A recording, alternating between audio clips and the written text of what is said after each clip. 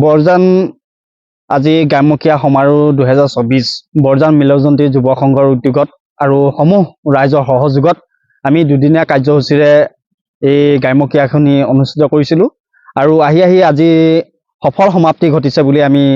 গম পাইছোঁ আৰু হৈছে ইতিমধ্যে ৰাইজেও আমাক সঁহাৰি জনালে আৰু এই চেগতে আমি সমূহ ৰাইজক ধন্যবাদ আৰু কৃতজ্ঞতা জ্ঞাপন কৰিছোঁ।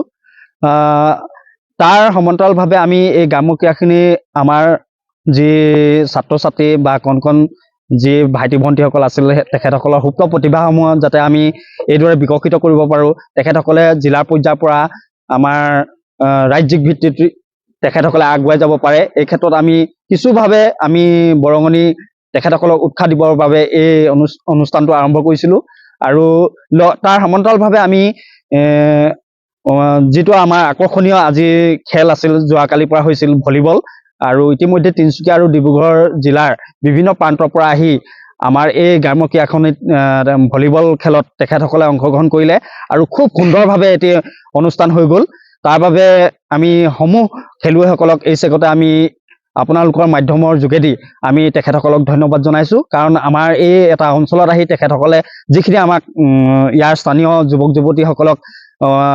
খেলৰ বিষয়ে যিখিনি আমি নাজানো বা যিখিনি শিকিবলৈ পালোঁ তাৰ বাবে আমি পুনৰবাৰ তেখেতসকললৈ ধন্যবাদ জ্ঞাপন কৰিছোঁ আৰু লগতে আমাৰ দুদিনীয়া কাৰ্যসূচীত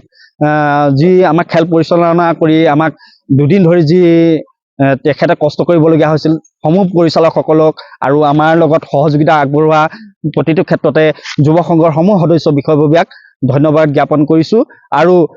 সদুশেষত আমাক ৰাইজে যি ধৰণে সহায় সহযোগিতা আগবঢ়ালে সেয়েহে আমি পুনৰ মিলনজ্যোতি যুৱ সংঘৰ তৰফৰ পৰা আপোনালোকৰ এই মাধ্যমৰ যোগেদিয়ে আমি তেখেতসকললৈ ধন্যবাদ জ্ঞাপন কৰিছোঁ। বৰজান আজি গ্ৰাম্যক্ৰীড়া সমাৰোহ 2024 বৰজান মিলনজ্যোতি যুৱ সংঘৰ উদ্যোগত আৰু সমূহ ৰাইজৰ সহযোগত আমি দুদিনীয়া কাৰ্যসূচীৰে এই গ্ৰাম্যক্ৰীড়াখনি অনুষ্ঠিত কৰিছিলোঁ আৰু আহি আজি সফল সমাপ্তি ঘটিছে বুলি আমি গম পাইছোঁ আৰু হৈছে ইতিমধ্যে ৰাইজেও আমাক সঁহাৰি জনালে আৰু এই চেগতে আমি সমূহ ৰাইজক ধন্যবাদ আৰু কৃতজ্ঞতা জ্ঞাপন কৰিছোঁ। তাৰ সমান্তৰালভাৱে আমি এই গ্ৰাম্যক্ৰীড়াখিনি আমাৰ যি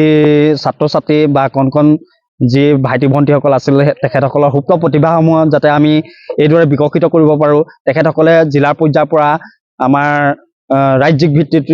তেখেতসকলে আগুৱাই যাব পাৰে, এই ক্ষেত্ৰত আমি কিছুভাৱে আমি বৰঙণি তেখেতসকলক উৎসাহ দিবৰ বাবে এই অনুষ্ঠানটো আৰম্ভ কৰিছিলোঁ আৰু তাৰ সমান্তৰালভাৱে আমি যিটো আমাৰ আকৰ্ষণীয় আজি খেল আছিল, যোৱাকালিৰ পৰা হৈছিল ভলীবল আৰু ইতিমধ্যে তিনিচুকীয়া আৰু ডিব্ৰুগড় জিলাৰ বিভিন্ন প্ৰান্তৰ পৰা আহি আমাৰ এই গ্ৰাম্যক্ৰীড়াখনিত ভলীবল খেলত তেখেতসকলে অংশগ্ৰহণ কৰিলে আৰু খুব সুন্দৰভাৱে এটি অনুষ্ঠান হৈ গ'ল। তাৰ বাবে আমি সমূহ খেলুৱৈসকলক এই চেগতে আমি আপোনালোকৰ মাধ্যমৰ যোগেদি আমি তেখেতসকলক ধন্যবাদ জনাইছোঁ, কাৰণ আমাৰ এই এটা অঞ্চলত আহি তেখেতসকলে যিখিনি আমাক ইয়াৰ স্থানীয় যুৱক যুৱতীসকলক খেলৰ বিষয়ে যিখিনি আমি নাজানো বা যিখিনি শিকিবলৈ পালোঁ তাৰ বাবে আমি পুনৰবাৰ তেখেতসকললৈ ধন্যবাদ জ্ঞাপন কৰিছোঁ আৰু লগতে আমাৰ দুদিনীয়া কাৰ্যসূচীত যি আমাক খেল পৰিচালনা কৰি আমাক দুদিন ধৰি যি তেখেতে কষ্ট কৰিবলগীয়া হৈছিল সমূহ পৰিচালকসকলক আৰু আমাৰ লগত সহযোগিতা আগবঢ়োৱা প্ৰতিটো ক্ষেত্ৰতে যুৱ সংঘৰ সমূহ সদস্য বিষয়ববীয়াক ধন্যবাদ জ্ঞাপন কৰিছোঁ আৰু সদুশেষত আমাক ৰাইজে যি ধৰণে সহায় সহযোগিতা আগবঢ়ালে সেয়েহে আমি পুনৰ মিলনজ্যোতি যুৱ সংঘৰ তৰফৰ পৰা আপোনালোকৰ এই মাধ্যমৰ যোগেদিয়ে আমি তেখেতসকললৈ ধন্যবাদ জ্ঞাপন কৰিছোঁ।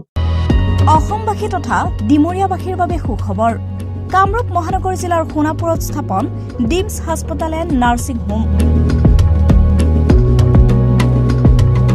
উপলব্ধ বিভাগসমূহ general medicine, gynaecology, general and laparoscopic surgery, orthopaedic surgery, paediatrics and neonatology, palliative medicine, pain clinic, dermatology, ENT, urology, দুৰ্ঘটনা আৰু জৰুৰীকালীন সেৱাৰ বাবে 24 ঘণ্টাই উপলব্ধ ডিমছ হাস্পতাল এণ্ড নাৰ্ছিং হোম। অত্যাধুনিক সা সুবিধাৰে পৰিপূৰ্ণ ডিমছ হাস্পতাল এণ্ড নাৰ্ছিং হোমত উপলব্ধ digital X ray, 24 hours pathology, ECG, PAC clinic, 24 hours RMO doctors. ঠিকনা বৰঘাট, সোণাপুৰ, কামৰূপ মহানগৰ জিলা। যোগাযোগৰ নম্বৰ 8009040080।